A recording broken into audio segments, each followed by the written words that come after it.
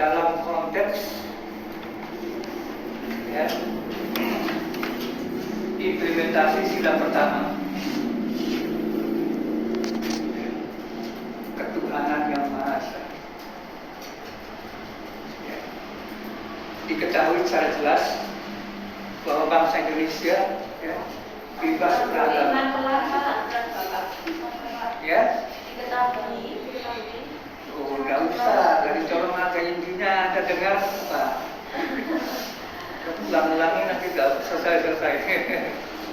Ya, saya ulangi ya. Mari tolong, ayo tanya temannya kalau ya. Jadi dalam konteks implementasi sila pertama, ketuhanan yang Maha Esa, diketahui secara tegas bahwa bangsa Indonesia bebas beragama.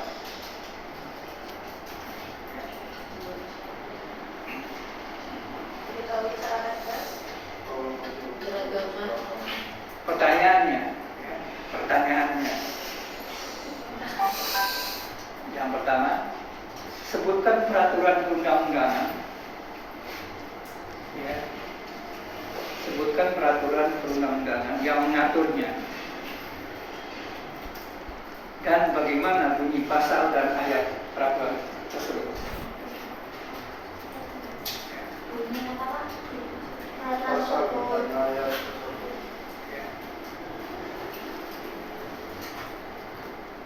Bagaimana bunyi pasal ayat peraturan tersebut. Nah, itu kayaknya gitu. Anda sudah punya ini? Ini peraturannya ini ya. Berarti Anda jawabnya apa?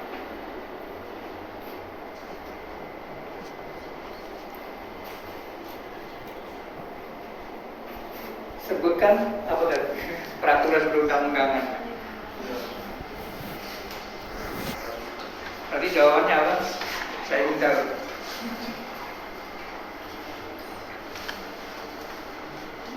Ayo, angkatan jawab. Sebutkan peraturan perundang-undangannya dan bagaimana bunyi pasal dan ayat peraturan tersebut. Ya, ada yang bisa menjawab? Belum. Nggak bisa. Peraturan perundang-undangan itu ya Undang-Undang Dasar 1945. Masa nggak jawab? Undang-Undang Dasar 1945. Tinggal pasalnya. Pasal berapa? Dan berapa? Dari jawabnya harus lengkap, dari yang sepotong.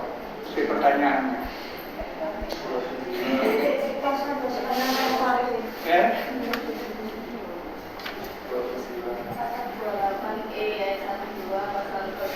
Ya, tadi Anda harus punya ya Undang-Undang Dasar 45. Sebutkan peraturan perundang-undangannya. Ya. Pertanyaan gitu tadi. Tadi jawabnya apa? Undang-Undang Dasar 1945. Pasal berapa? Ya.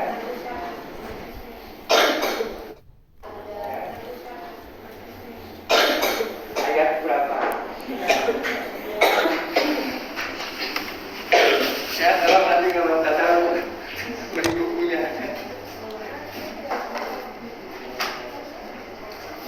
Nah, yang pertama ya pertanyaannya. Ini masih terkait dengan sila pertama ya. Yang kedua ya, bagaimana menurut saudara pemaknaan sila pertama dalam hidup bertoleransi ya saat ini di Indonesia, dan berikan contoh dan berikan contohnya.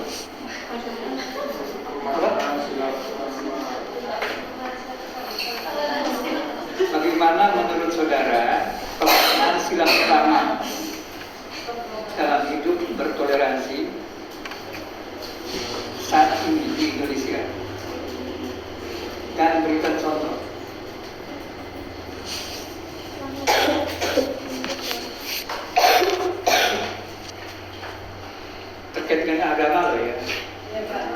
Ada berapa agama di Indonesia? Ada 6. Kepercayaan banyak.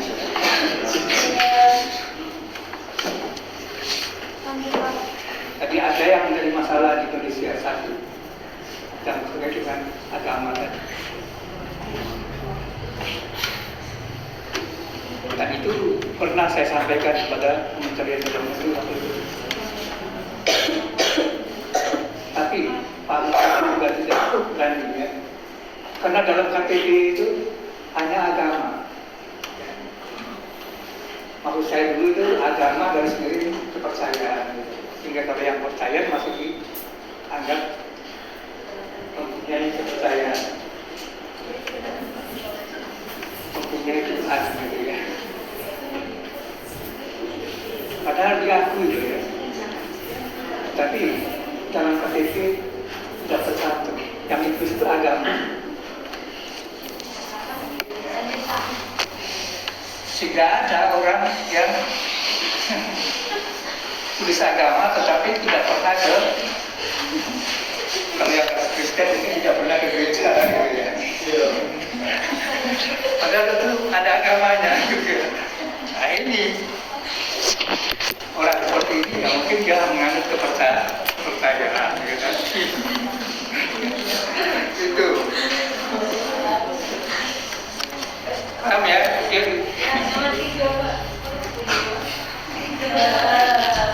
Itu untuk yang pertama. Jika ada dua pertanyaan kaitan dengan ya, yang pertama tadi. Ya. Sekarang yang kedua. Ya.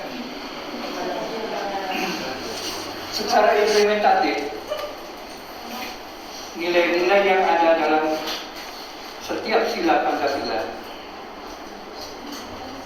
tersebut merupakan kristalisasi nilai-nilai yang hidup dalam realitas sosial, keagamaan maupun adat budaya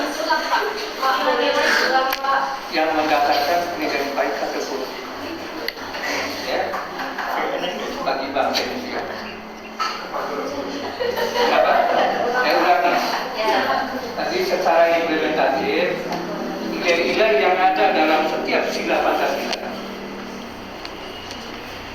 merupakan kristalisasi nilai-nilai yang hidup dalam realitas sosial, keagamaan maupun adat istiadat yang mendasarkan pendidikan baik atau buruk bagi bangsa Indonesia. Dan bahkan banyak nilai-nilai Pancasila juga bersifat universal. Ya, siapapun, ya, manapun dan kapanpun. Jadi nilai-nilai yang dalam Pancasila, Anda sudah punya kan? Ya, ada berapa? Enggak betul? Ya, nilai-nilai Pancasila ada berapa betul?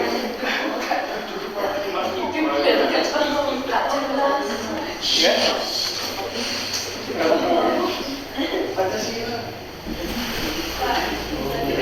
ya nilai-nilai yang ada dalam Pancasila sudah tahu? Sudah berapa?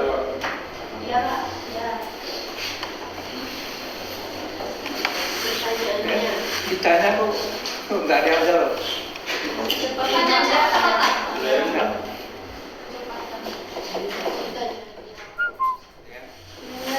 Jadi nilai-nilai yang ada dalam setiap Pancasila itu ya. Jadi saya ulangi ya, secara implementatif nilai-nilai yang ada dalam setiap sila Pancasila tersebut merupakan kristalisasi nilai-nilai yang hidup dalam realitas sosial, keagamaan maupun adat kebudayaan yang mendasarkan penilaian baik atau buruk bagi bangsa Indonesia.